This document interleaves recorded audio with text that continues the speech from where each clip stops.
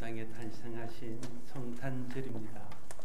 성탄으로 말미암아 우리에게 주어진 모든 축복들이 여러분과 여러분 가정에 늘 충만하게 되기를 바랍니다. 오늘 제 복장이 조금 부담스럽죠. 크리스마스라서 추리를 하고 왔습니다. 이렇게. 어떻게 하면 은혜를 좀 끼칠까 해서 이걸로 은혜를 좀 끼칠까 해서 연말이 되면 그 해에 가장 뜨거웠던 화제거리가 되었던 뉴스들을 뽑아서 10대 뉴스라는 것들을 언론사에서 발표합니다. 올해도 어김없이 그런 10대 뉴스가 발표될 것입니다. 그런데 올해의 10대 뉴스가 아니라 태초부터 지금까지 인류가 시작되어서 지금까지를 통틀어서 누군가가 10대 뉴스를 선정해서 발표한다면 그 10대 뉴스에 어떤 것들이 들어갈까요? 물론 누가 어떤 기준으로 선정하는가에 따라서 달라질 수 있겠지만 제 기준에서 볼 때는 하나님께서 천지와 만물을 만드시고 사람을 하나님의 형상으로 만드신 것과 하나님이 인간을 구원하시기 위해서 친히 사람의 몸을 입고 이 땅에 오신 것은 그 인류의 10대 뉴스 중에서도 가장 최고의 뉴스로 선정될 것이라 저는 믿습니다.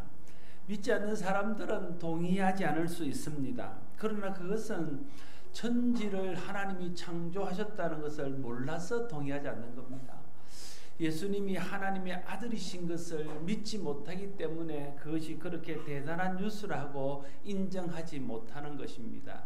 정말로 하나님이 천지와 만물을 창조하시고 사람을 하나님이 만드셨다면 그건 엄청난 뉴스거리고 엄청난 일일 것입니다. 하나님이 사람들을 죄와 사망에서 구원하시기 위해서 하나님이 사람의 모습으로 그 하나님의 전지전능한 능력으로 사람이 되어서 이 땅에 오시고 그를 통해서 우리를 죄와 사망에서 구원하신 것이 진실로 사실이라면 그것이야말로 우리가 지금까지 들었던 소식 중에서 가장 좋은 소식이고 가장 놀라운 소식이 아닐 수 없을 것입니다. 우리가 믿는 대로 하나님이 천지를 창조하신 사실과 하나님이 육신을 입고 우리를 구원하시기 위해서 이 땅에 오신 예수님은 수없이 많은 증거들과 부인할 수 없는 너무나 확실한 그런 증거들로 인해서 그것이 진실이고 사실임을 우리는 믿습니다. 그래서 하나님이 천지를 창조하신 일이나 예수님이 우리를 죄에서 구원하기 위해서 이 땅에 오신 일은 우리가 계속해서 들어도 감격스럽고 감사하고 놀라운 은혜의 좋은 소식이고 또 우리가 이것을 많은 사람들에게 알리고 전해서 그들도 우리와 같이 그 소식으로 인해서 기뻐하고 즐거워하고 복을 받을 수 있도록 전해야 하는 최고의 소식일 것입니다. 예수께서 성령으로 잉태되어 동정녀 마리아에게서 탄생하신 이를 신학적으로 한자로 성육신이라고 부릅니다. 영이신 하나님이 육신으로 이 땅에 오셨다 그런 뜻입니다. 하나님이 사람의 몸으로 태어났다는 것을 의미합니다. 사람이 스스로 죄와 저주인 죽음에서 벗어날 수 없음을 아시는 하나님께서 사람을 죄와 죄의 저주인 죽음에서 구원하시기 위해서 친히 사람의 몸으로 인류의 역사 속에 들어오셨습니다. 이것이 예수님 탄생의 의미이며 이것이 성육신의 의미입니다. 예수님은 인간의 모습으로 이 땅에 오신 하나님이십니다. 그래서 예수님 안에 생명이 있습니다. 왜냐하면 하나님이 생명의 창조자시요 생명의 근원이시기 때문에 그렇습니다. 그래서 오늘 본문 요한복음 1장 4절에서는 예수님 안에 있는 생명은 사람들의 빛이라 말하고 있는 것을 봅니다. 예수님 안에 생명이 있는데 그 생명이 우리에게 비춰진 진정한 빛, 생명의 빛, 참 빛이라고 요한은 증거하고 있습니다. 여러분, 예수님의 생명이 우리를 비치는 빛이라면 그건 뭘 전제할까요? 그것은 우리가 어둠 안에 있다는 것을 전제합니다. 그것은 우리가 어둠이라는 사실을 전제하고 있습니다. 사람들이 어둠에 있지 않다면, 사람들이 어둠이 아니라면 예수님께서 사람을 비추는 빛으로 이 땅에 오실 이유도 필요도 없었을 것입니다. 그러나 예수님께서 이 땅에 오셔서 빛으로 비추셨다는 것은 이 땅에 있는 모든 사람이 어둠 속에 있고 이 땅에 있는 사람들이 어둠이라는 사실을 우리에게 증거하고 있습니다. 사람들이 어둠 가운데 있고 사람들이 어둠이기 때문에 예수님이 빛으로 이 땅에 오셔야 했습니다. 우리가 예수님의 탄생의 참된 의미와 축복을 더 자세히 알기 위해서는 그래서 어둠이 의미하는 것이 무엇이며 성경이 말하는 빛이 무엇인지를 그 의미를 좀 더 자세히 아는 것이 필요할 것입니다. 성경에서 말하는 어둠이라는 말의 의미는 근본적으로 죄와 연관된 단어입니다. 아담과 하와가 하나님의 말씀의 법을 어기고 죄를 지었습니다. 먹으면 반드시 죽는다고 경고하신 하나님의 경고를 무시하고 선악과를 따 먹었습니다. 이것이 이제 죄입니다. 죄는 인간에게 엄청난 재앙을 가져다 놓았습니다. 하나님의 말씀을 어기고 하나님의 금하신 일을 한 것이 죄인데 이 죄는 죽음이라는 형벌을 우리에게 가져다 놓았습니다. 그래서 아담의 후손으로 태어나는 모든 사람들은 아담이 받은 형벌과 같은 죽음으로 인한 인생의 종말을 맞게 되어집니다. 아담은 단순히 아담이 아닙니다. 아담과 하와가 지은 죄가 나와 무슨 상관이 있는가 이렇게 생각할 수 있습니다. 그러나 아담과 하와는 단순히 독립된 한 사람이 아닙니다. 아담과 하와는 인류의 시초입니다. 인류의 시조입니다. 우리는 그것부터 내려온 그의 후손입니다. 그러니까 처음 아담과 하와가 범죄하지 않은 상태에서 후손이 내려왔다면 우리도 죄와 상관없고 어둠에 속하지 않는 자들로 내려왔을 것입니다. 그러면 예수님이 굳이 이 땅에 오실 필요도 없었을 것입니다. 그러나 아담과 하와 우리의 조상이 죄를 범하고 그들 속에 죽음이 들어오고 죽음의 저주가 들어오고 형벌이 들어온 채 이제 우리가 그 후손으로 태어났기 때문에 그 죄성을 이어받고 그 죄성을 고스란히 우리도 받아서 죄의 후손, 죄인의 후손으로 태어나는 겁니다. 죄인의 후손으로 태어나니까 죄인인 겁니다. 그래서 죄인으로 태어나서 아담과 하와가 했던 것과 똑같이 하나님을 거스리고 하나님의 뜻에 불순종하고 또 죄를 짓고 죄를 반복하고 그런 일들을 통해서 아담과 하와가 겪었던 똑같은 죄의 형벌들을 겪으면서 이 땅을 살아갈 수밖에 없게 된 것이지요.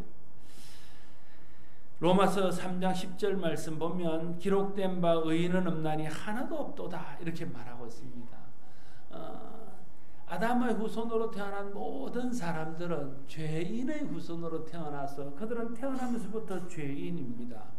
의인은 아무도 없습니다. 누구도 의인은 없습니다. 그 증거가 모든 사람이 이 땅에 태어나서 죄가 주는 형벌을 받다가 죄가 주는 죽음으로 인생을 마감하는 것을 보면 의인이 없다는 것을 알 수 있습니다. 모든 사람이 죄인이라는 것을 알 수 있습니다. 죽음은 죄의 형벌로 온 것입니다. 죽는다는 것은 그 사람도 죄의 형벌을 받는다는 뜻입니다.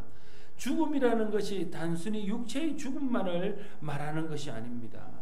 육체의 죽음과 함께 죽음의 현상이라고 부를 수 있는 모든 것들이 죽음이라는 단어 속에 포함되어 있습니다. 질병과 질고와 가난과 슬픔과 괴로움과 고통과 좌절과 절망과 외로움과 괴로움과 허무함과 이런 이 세상을 살아가면서 겪는 모든 종류의 불행한 일들, 고통스러운 일들, 그런 일들은 다 사람이 죄를 지음으로부터 그 죄의 형벌로 우리가 당하는 것입니다.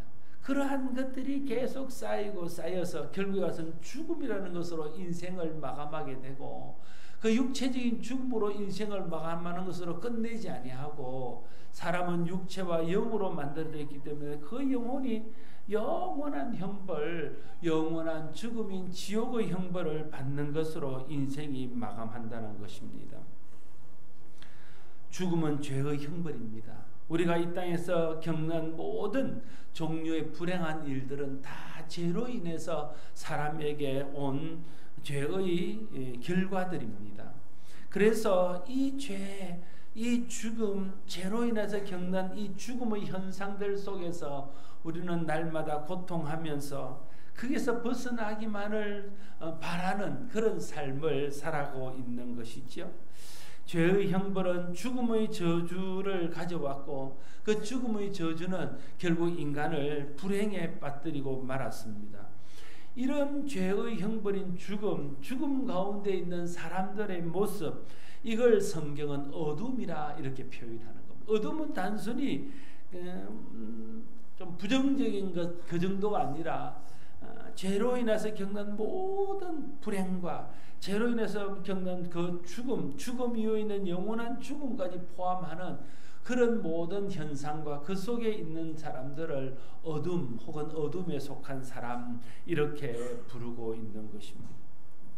어둠은 죄가 지배하는 세상을 말하는 겁니다. 어둠은 죄의 왕인 사단이 지배하는 세상을 말하는 것입니다. 어둠은 빛으로 오신 예수님을 알지 못하고 혹은 받아들이지 않고 거부하여 여전히 죄 속에 속하여 사단의 지배를 받는 사람들과 세상을 지칭하는 말입니다. 이 어둠에서 벗어나지 못하는 한 인간에게는 참 소망이란 있을 수 없습니다. 인간에게 진정한 희망이란 있을 수 없습니다. 성경은 예수님께서 이 어둠에 빛을 비추러 오신 생명의 빛이라고 오늘 증거하고 있습니다. 어둠이 죄 아래에 있는 사망이라면 빛은 그리스도 안에 있는 생명입니다. 예수님은 죄와 사망의 어둠에 갇힌 인류와 사람을 어둠에서 구원하시기 위해서 오신 빛이십니다. 그래서 예수님은 인류의 유일한 소망이십니다. 그래서 예수님은 모든 사람의 유일한 소망이십니다. 예수님을 만나고 예수님을 통해서 빛의 비춤을 받게 되어질 때에 사람이 죄로 인해서 겪는 그 모든 죽음의 현상들과 어둠에서 해방되어지고 그 저주가 끊어지고 그 죄에서 벗어날 수 있게 된다. 그래서 예수님이 이 땅에 오셔서 만나는 사람들마다 그들이 죄로 인하여 당하는 고통들과 슬픔과 죽음의 고통에서 해방되어지고 구원받고 치료받고 회복되어지는 것들을 경험하는 것을 보게 됩니다. 예수님이 가면 사단이 물러가고 귀신이 소리를 지르면서 쫓겨가는 것을 보게 됩니다. 그것은 어둠이기 때문에 빛이 그곳에 서니까 그 어둠이 자연스럽게 물러가고 떠나가게 되어지는 것입니다. 빛이신 예수님께서 이 땅에 들어오셔서 빛을 비추십니다. 누구든지 그 빛 앞에 나가서 그 빛의 비춤을 받게 되어지면 우리를 누르고 있던 어둠이 물러가고 우리가 빛 가운데 나가서 빛이 주는 생명의 축복을 얻게 되어지는 것입니다. 이것이 우리가 예수 믿는 이유이고 이것이 우리가 주님 오신 것을 기뻐하는 이유인 것입니다. 세상에는 두 종류의 사람이 있습니다. 죄와 사망이 어둠이요 예수 그리스도가 빛이라는 것을 아는 사람과 죄와 사망이 어둠이요 예수 그리스도가 빛이라는 것을 모르는 사람이 있습니다. 또한 예수 그리스도의 빛을 받아서 죽음의 어둠에서 벗어나 빛 가운데 사는 사람과 여전히 어둠 가운데 속해서 사는 사람이 있습니다. 이 구별점은 어디에 있을까요? 빛 대신 예수 그리스도를 믿음으로 받아들이느냐 받아들이지 않느냐에서 그 두 종류의 사람이 갈라지는 겁니다. 예수님을 받아들이고 예수님을 영접하고 예수님을 믿는 사람은 예수를 믿고 나니까 이전의 삶이 어둠이었고 어둠 속에 있는 것이 불행이었고 예수 믿는 것이 빛이고 예수 안에 사는 것이 생명이요 복이라는 것을 알게 되어지는 것입니다. 어제 찬양대 저녁 식사를 했습니다. 식사를 마치고 난 후에 차를 한잔 마시면서 어느 한 집사님이 간증을 하는 걸 들었습니다. 다음번에 바울 서신 수료식 때 한번 간증을 시켜야 되겠다. 너무 감동이 되고 은혜가 돼서 한번 시켜야 되겠다. 그런 생각을 했습니다. 그분이 은혜를 경험하고 나니까 자신 속에 죄가 보이더라고요. 내가 정말 죄인이라는 것, 나는 어둠에 속한 자라는 것들이 깨달아지더라고요.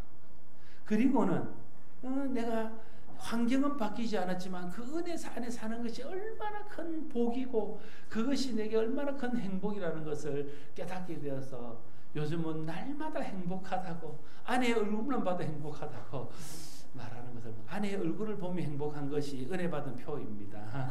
아내의 얼굴을 보는데도 행복하지 않는 것은 아직 은혜를 제대로 못 받은 표입니다. 제가 목요일인지 금요일인지 KBS 제1TV에서 KBS 스페셜이라는 것을 합니다. 그런데 KBS 어느 PD가 어떤 특별한 이슈가 될 만한 일들을 취재해서 그 이야기를 이제 방송에 내보낸 겁니다. 그런데 그날의 제목은 암이 아니고 안단타 때 리얼미엄 암하고 줄 긋고 교회 오빠였습니다. 저도 교회 오빠였기에 제목이 교회 오빠여서 관심을 가지고 좀 봤습니다. 보면서 제가 굉장한 충격과 굉장한 도전, 또 굉장한 회개, 이 세 가지가 제 속에서 우러났습니다. 한 젊은 남성이 있습니다. 안양제일교회를 다니더라고요. 그게 우리 친구가 담임 목사거든요. 그 안양제일교회 집사님이더라고요. 아직 아이가 이제 갓 돌이 지나기 전에 이야기부터 시작됩니다. 근데 아이가 갓 태어났는데 이 남자에게 몸이 이상이 있습니다. 그 병원에 와서 진단을 받아보니까 암이 이미 4기에 이르렀습니다. 그래서 이제 항암 치료를 하기 시작합니다. 그러는 중에 어머니가 아들로 인해서 절망을 하고 그 어머니가 자살을 했습니다. 그 고통이 더해진 것이죠. 그래서 항암 치료를 12차까지 하고 몸속에 있는 이제 이 암 덩어리들이 좀 없어지고 나서 좀 괜찮아졌다 진단을 받는 날 아내가 몸이 이상이 있습니다. 아내가 와서 진단을 받는 날 아내가 또 암 사기입니다. 그래서 아내가 또 그렇게 항암 치료를 열 몇 번에 걸쳐서 하게 되어졌습니다. 그리고 나서 어느 정도 좀 둘 다 조금 몸이 회복되어졌는데 한 몇 개월이 지나지 않아서 그 남자가 다시 재발을 했습니다. 병원에서는 가망이 없다 그러고 이런 경우에는 수술을 할 수 없는, 사기였다가 다시 재발을 해서 수술을 할 수 없는 경우라고 이제 이야기를 했습니다. 그런데도 이 젊은 사람이 수술을 하겠다고 이야기했습니다. 그래서 수술을 열어보니까 생각했던 것보다 5배 악하다 이렇게 의사가 이야기를 하더라고요. 5배 더 나쁘다고. 그래서 몸의 거의 모든 장기에 전이되어 있는 암덩어리들을 다 제거하는 그런 수술을 하고 그런 과정들을 이제 보여주는 그런 다큐멘터리였습니다. 그런데 그게 중요한 게 아니에요. KBS가 무슨 생각을 가지고 그런데 제 생각에는 KBS에 있는 예수 잘 믿는 PD가 뭐 죽게 하면 까무리치기를 한번 해보자 이런 마음이 성탄절도 가까우니까 막 독고다치 말하는 모르는데 그런 마음으로 한 것 같아요. 막 너무 기독교 방송보다 더 적나라하게 큐티 나누고 감사하고 찬양하고 기도하고 계속해서 아내와 큐티를 나누면서 아내와 계속 삶을 나누면서 내가 죽고 예수가 내 안에 산다는 의미가 내가 건강할 때는 몰랐는데 병이 들고 보니까 내가 죽고 내 안에 예수가 산다는 말이 무슨 말인지 알겠다는 거예요. 그런 고백도 하고 자기가 병이 들어서 하나님 앞에 가까이 가서 매달리다 보니까 그동안에 내가 얼마나 교만한 사람이고 내 속에 얼마나 많은 죄가 있다는 것이 다 깨달아진다는 거예요. 그래서 회개가 먼저 일어나고 그걸 깨닫게 하신 하나님께 감사하게 되었다는 거예요. 요보의 고난이 얼마나 컸는지를 깨달아지고 주님의 십자가가 자기 깨달아지고 그런 이야기들을 계속해서 신앙적으로 고백하고 서로 나누고 간증하는데 조금도 부정적인 이야기를 안 하는 겁니다. 그 특별히 남편 되는 사람이요. 요만큼도 하나님을 원망하거나 요만큼도 자기의 사정에서 불평하거나 정말 요만 한마디라도 자기의 되어진 것에 대해서 원망하는 말을 하지 않습니다. 단지 소원을 말하는 거죠. 내 아이가 돌 때까지만 살았으면 좋겠다. 내 아이가 유치원 갈 때 손을 잡고 유치원 데려줬으면 좋겠다. 좀 더 욕심을 낸다면 내 아이가 결혼할 때 결혼식 때 손을 잡고 갔으면 그런 정도만 이야기하지. 그 외에는 하나님이 자기에 준 모든 환경 속에서 하나님의 은혜를 경험하고 하나님의 사랑을 경험하면서 감사하고 찬양하고 예배하고 감사하고 찬양하고 예배하는 이런 것들을 계속 하는 것들을 보면서 제가 이게 KBS를 보고 있는지 CBS를 보고 있는지 헷갈렸습니다. 그래서 도전이 됐죠. 저런 젊은 집사들이 저런 마음으로 자기의 그 절망스러운 상황들을 저렇게 믿음으로 받아들이고 감사하고 그 안에서 하나님의 은혜, 예수 그리스도의 십자가의 은혜를 경험하는 것을 보면서 참 나는 어떻게 살고 있는가 이런 것들에서 대단히 부끄러운 그런 마음들이 들었습니다. 하나님의 은혜를 알면요, 이 하나님의 은혜 안에 사는 것이 얼마나 놀라운 축복인지를 알게 되어지고, 하나님의 은혜를 알게 되어지면요, 그 은혜를 알기 전에 내 삶이 얼마나 죄 가운데 있었고 내가 얼마나 저주 가운데 살던 사람이었다는 것을 알게 되어지는, 은혜를 모르면요 죄가 얼마나 무슨지를 몰라요. 은혜를 모르면 죄가 얼마나 저주스러운 것인지를 몰라요. 은혜를 모르면 죄가 어둠인 것을 모릅니다. 은혜를 경험해야 죄가 어둠인 것을 압니다. 은혜를 경험해야 죄가 죽음인 것을 알아요.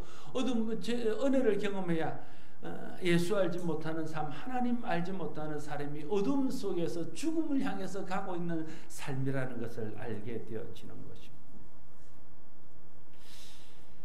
그래서 오늘 5절 말씀 보면 빛이 어둠에 빛이 돼 어둠이 깨닫지 못하더라 말하고 있습니다. 그걸 깨닫지 못하는 것이 인류의 불행인 것이죠. 깨닫는 것이 은혜라는 말을 많이 합니다. 정말 깨닫는 것이 은혜입니다. 무엇을 깨닫는 것이 은혜입니까? 아무거나 깨닫는다고 다 은혜는, 물론 어떤 것들도 깨달으면 그게 내게 유익이 되겠지요. 그러나 정말 깨닫는 것이 은혜라고 말할 때에 깨닫는 것이 내가 어둠 가운데 있는 자였다는 것을 깨닫는 것이 은혜입니다. 그래서 복음을 받아들이는 첫 번째 단계는 내가 어둠 가운데, 죄 가운데, 저주 가운데 있는 자라는 것을 인정하고 회개하고 복음을 받아들이는 것입니다. 예수 그리스도가 빛이라는 것을 깨닫는 것이 은혜입니다. 어둠에 속해 있는 것은 절망이라는 것을 깨닫는 것이 은혜입니다. 이 절망에서 벗어나는 길은 생명의 빛이신 예수 그리스도께로 나오는 길밖에는 없다는 것을 깨닫는 것이 은혜입니다. 자신이 죄인이요 죄의 결과는 사망임을 깨닫는 것과 예수 그리스도는 생명의 빛이요 그 빛에 비치면 죄와 사망에서 벗어나 영원한 생명을 얻는다는 것을 깨닫는 것이 은혜입니다. 이것을 깨닫는 것이 복을 깨닫는 것이고 복음을 깨닫는 것이고 복음의 비밀을 깨닫는 것입니다. 그래서 이 복음의 비밀을 깨닫는 것이 은혜 중에 은혜이며 복 중에 복인 것입니다. 예수님 모르는 사람은 어둠에 있는 사람입니다. 그 사람이 아무리 재물이 있고 세상에 출세하고 많은 것을 누리고 심지어는 착하고 심지어는 행복하고 밝게 산다 할지라도 그 사람의 영혼은 죄와 사망의 어둠 속에 있는 사람입니다. 그래서 그 사람은 보여지는 것과 상관없이 불행한 사람입니다. 반대로 환경이 좀 어렵고 세상의 것은 많이 누리지 못해도 예수님 말고 예수님 안에 살면 그 사람은 빛 가운데 사는 사람입니다. 그 사람은 복받은 사람이며 복된 사람입니다. 모든 사람은 다 예수님 앞에 나와야 합니다.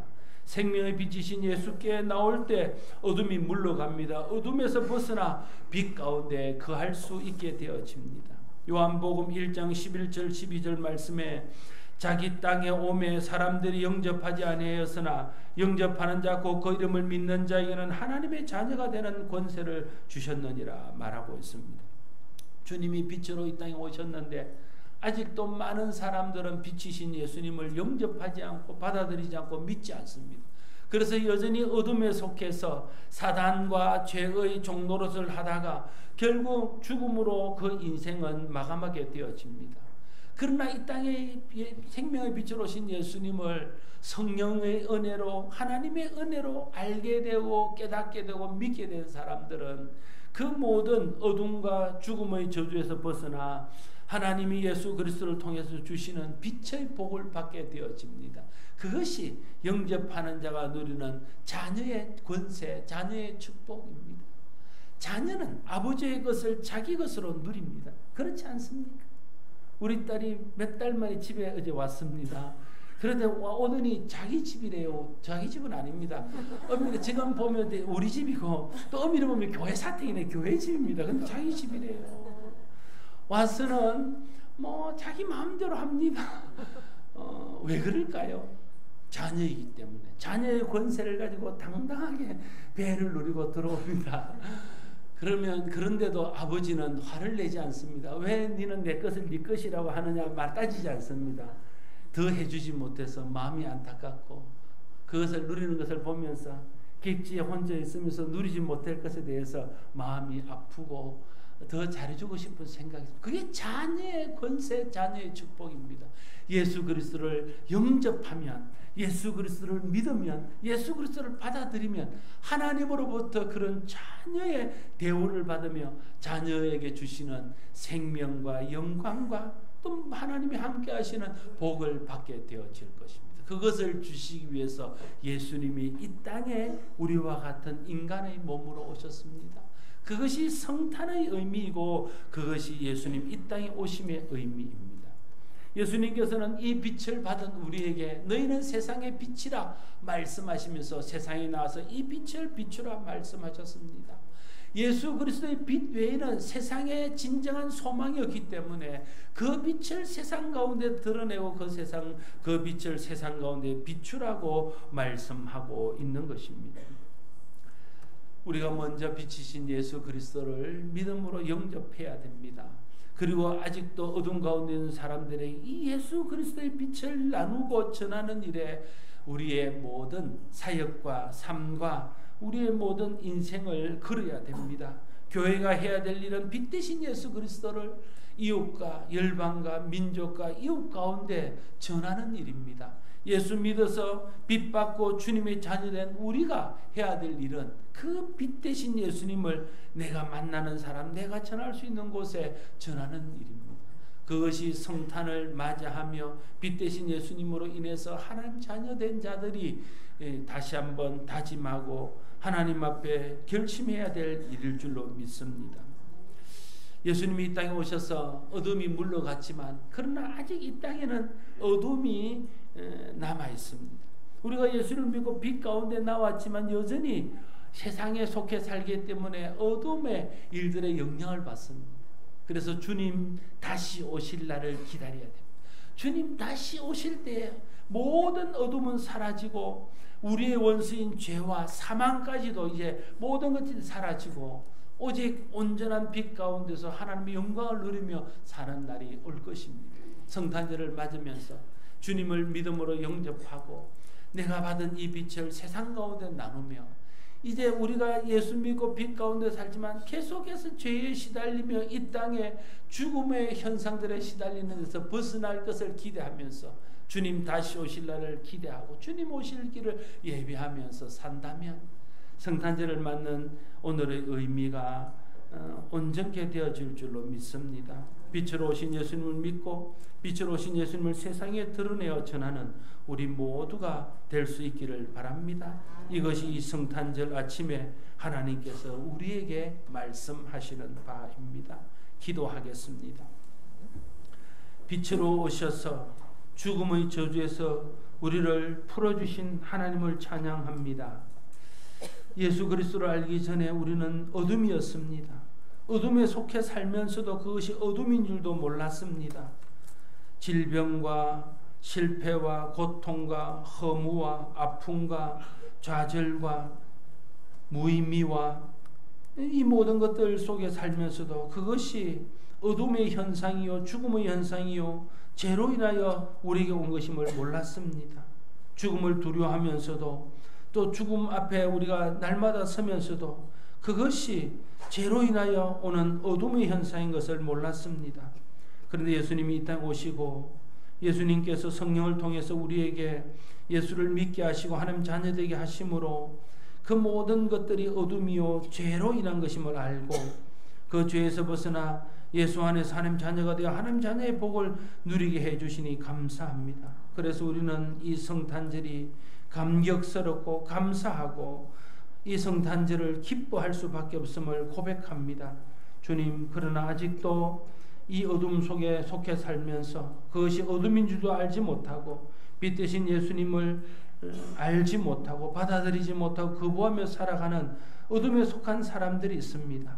그들에게 빛 대신 예수 그리스도를 전해서 빛 대신 예수 그리스도를 드러내어서 그들도 우리처럼 빛의 비춤을 받고 생명을 얻고 구원을 얻고 하나님 자녀의 복을 영원히 누릴 수 있도록 주여 축복하여 주시옵소서.